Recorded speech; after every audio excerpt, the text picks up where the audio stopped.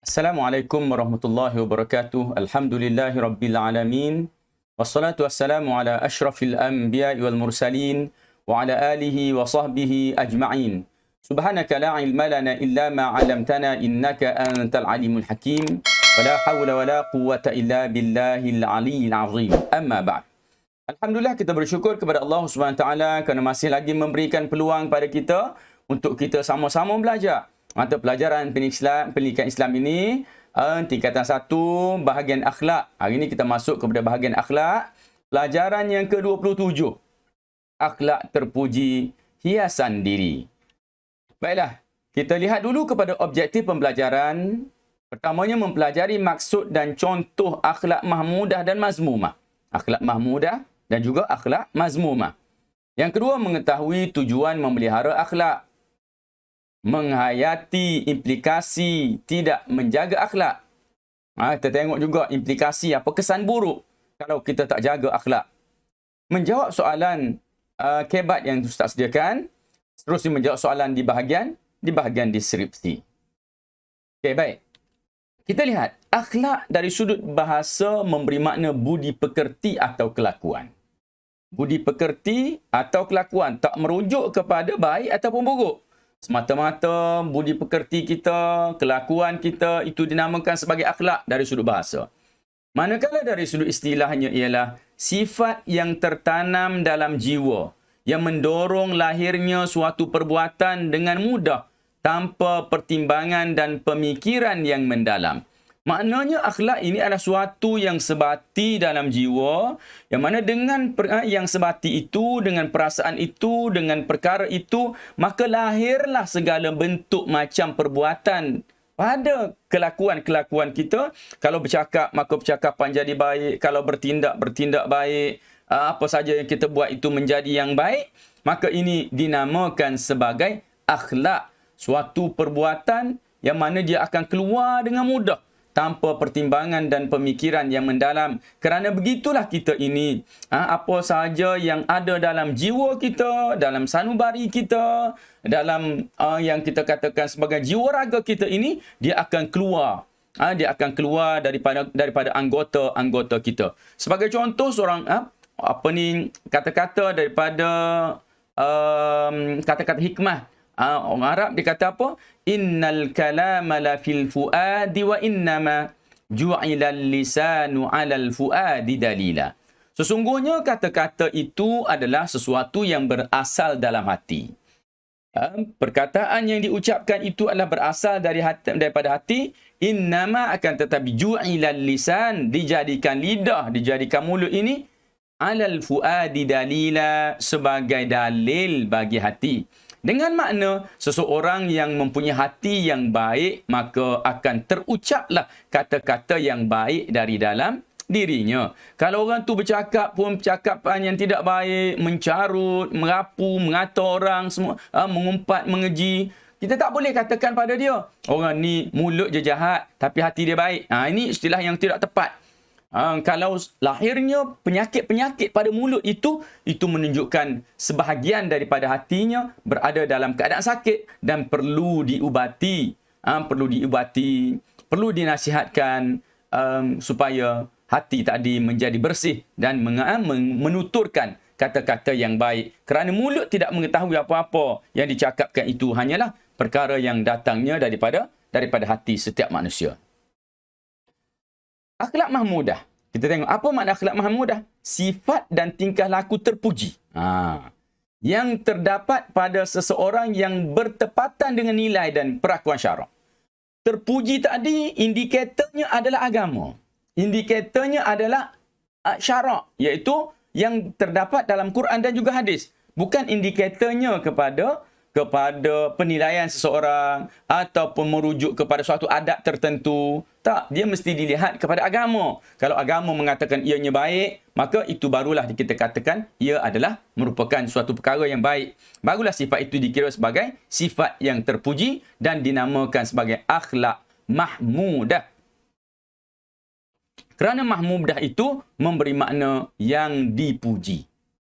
Sifat yang dipuji oleh Allah Subhanahu Wa Taala, dipuji oleh Nabi kita Muhammad sallallahu alaihi wasallam. Kita lihat pula contoh. Contoh bagi akhlak mahmudah kepada Allah. Akhlak ni kita bahagikan kepada banyak bahagian. Antaranya mahmudah. Yang dipuji itu akhlaknya kepada Allah atau kepada siapa. Contoh akhlak mahmudah kepada Allah. Syukur, sabar, redha, tawakal, zikir, qanaah. Apa dia qanaah? Qanaah ni maknanya merasa cukup. Tidak gelisah dengan pemberian Allah SWT pada dia. Walaupun dia nampak tak banyak. Tapi dia merasa cukup. Bersyukur dengan apa yang diberi oleh Allah SWT. Contoh akhlak mahmudah kepada manusia. Tawaduk. Rendah diri dengan manusia. Menghormati orang lain. Pengasih. Yang mengasihi. Yang kita katakan mengasihi orang lain. Yang mana orang itu tidak menyalahi perintah Allah SWT. Dan juga pemurah. Pemurah memberi kepada orang lain daripada limpahan rezeki yang Allah SWT berikan kepadanya. Baik. Kita tengok pula akhlak mazmumah. Akhlak mazmumah ialah sifat dan tingkah laku keji yang terdapat pada seorang yang berlawanan dengan nilai dan perakuan syarak. Sifat dan tingkah laku itu memang keji. Keji siapa yang menilai keji? Yang menilai keji adalah agama kita. Yang menilai keji adalah syarak. Bukan menilai keji itu suatu masyarakat atau satu kelompok, satu puak tak. Sebab tu kita katakan bahawa penilaian kita adalah berasaskan kepada agama Allah Subhanahu Wa Taala. Okey. Baik, kita pergi lagi. Contoh akhlak mazmumah kepada Allah. Riak. Riak ni perasaan kita dengan Allah. Kita rasa kita lebih baik daripada orang lain. Putus asa. Putus asa juga perasaan kita dengan Allah. Kita dah putus pengharapan kita dengan Allah. Bersangka buruk. Bersangka buruk dengan siapa? Bersangka buruk dengan Allah. Ada juga bersangka buruk dengan manusia. Dan juga lalai daripada mengingati Allah Subhanahu Wa Taala ni akhlak mazmumah, akhlak buruk dengan Allah Subhanahu Wa Taala.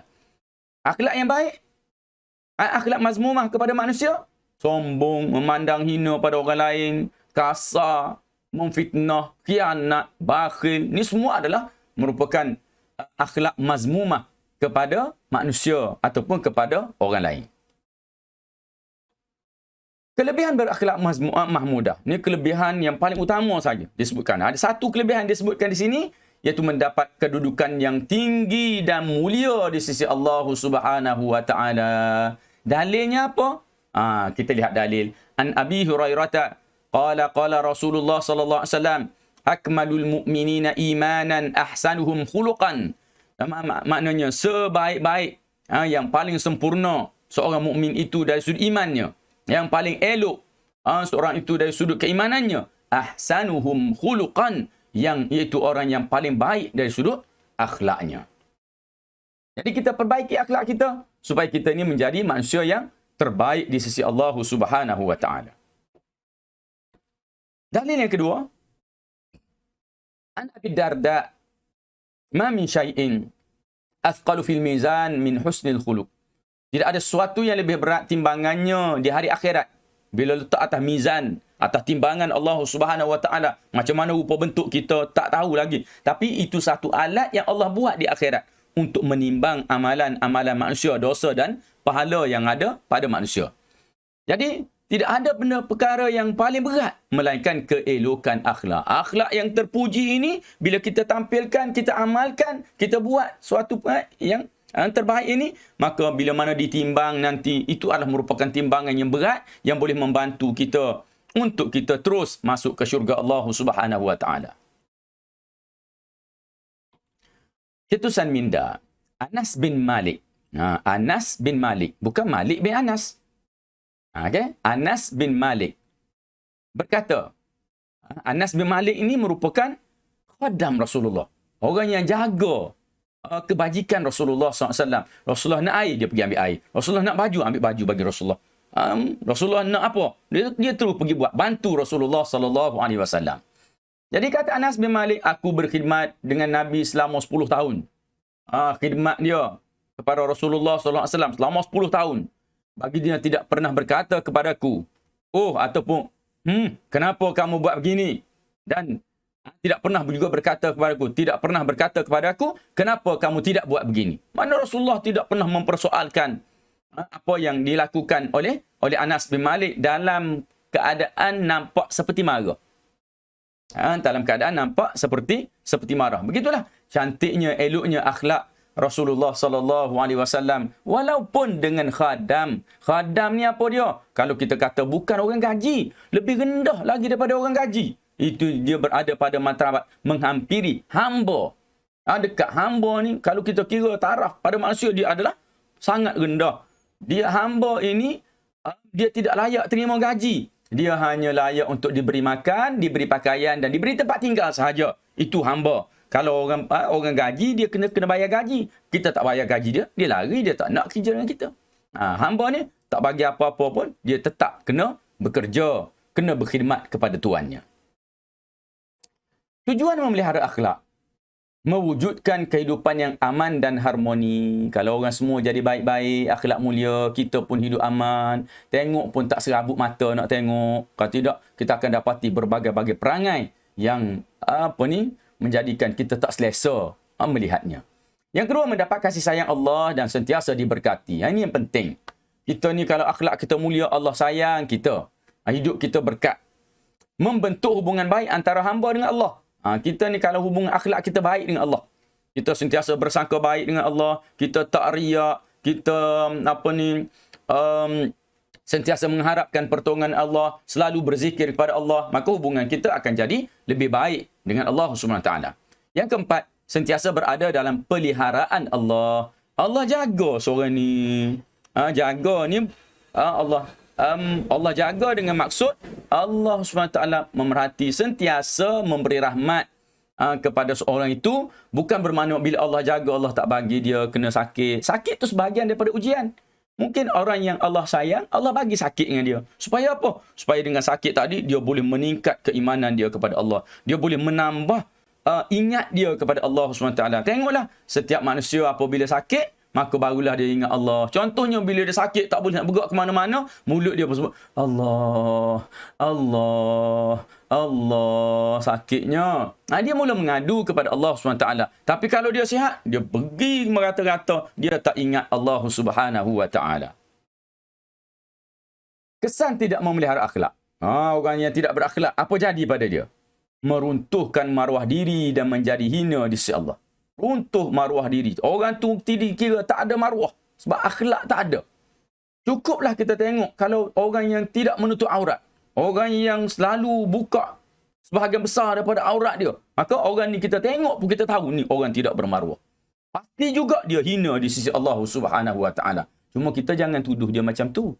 Kerana takut-takut nanti lepas tu dia bertaubat. Dia dekat dengan Allah. Kita tak tahu. Cumanya keadaan sebegitu, tanpa merujuk kepada seorang yang melakukan dosa itu, maka dia, bila mana dia buat maksiat, maka dia dikira hina di sisi Allah Subhanahu Wa Taala.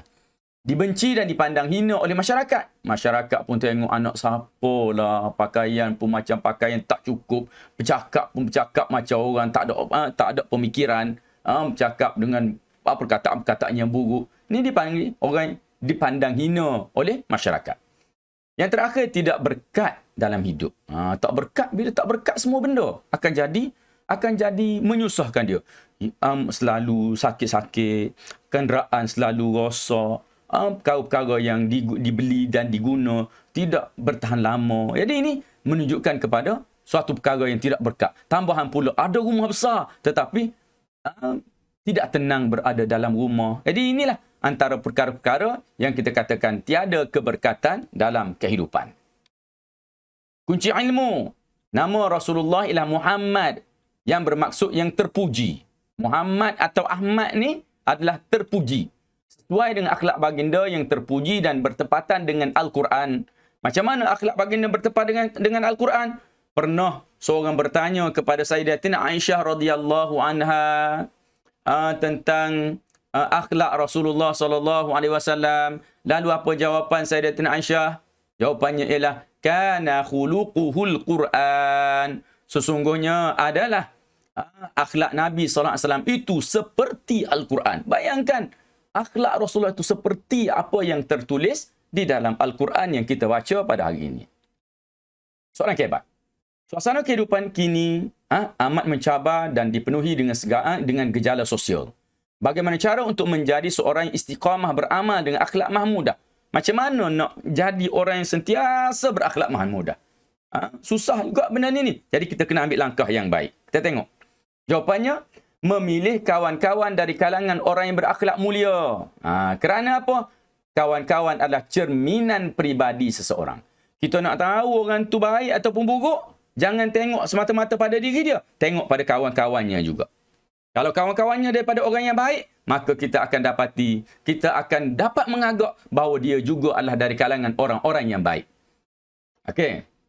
Kesannya, kelakuan dan tingkah laku akan sentiasa terjaga. Oleh kerana dia dah baik, kawan dia pun baik. Tak ada orang di kalangan kawan-kawan dia tu yang bercakap tak baik, yang bercakap buruk, yang berkelakuan buruk. Tak ada. Maka, kelakuannya, kawan-kawannya juga akan sentiasa baik. Maka, dengan itu dia dapat jaga akhlak dia. Kesimpulannya, kita hendaklah mencontohi kepribadian Rasulullah agar disayangi oleh Allah. Ustaz baca sekali lagi.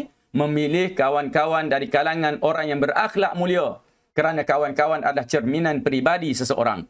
Kesannya, kelakuan dan tingkah laku akan sentiasa terjaga. Kesimpulannya, kita hendaklah mencontohi kepribadian Rasulullah agar disayangi oleh Allah Subhanahu wa taala. Perhatikan juga pada kerana, kesannya, kesimpulannya dan juga agar yang Ustaz susun ini dalam boleh dikatakan semua jawapan kebat yang Ustaz datangkan, Ustaz guna kombinasi ini supaya pelajar terbiasa dengan kombinasi yang mudah ini dan dapat menjawab soalan kebat walaupun soalan-soalan itu tidak sebagaimana soalan yang pernah kita jawab dalam video-video bersama dengan Ustaz ni.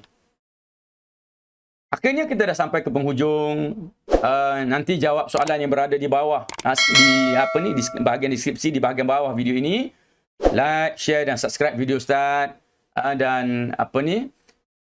Akhirnya Ustaz sudahi dulu dengan aqulu qouli hadza wa astaghfirullahal azim li wa lakum. Wassalamualaikum warahmatullahi wabarakatuh.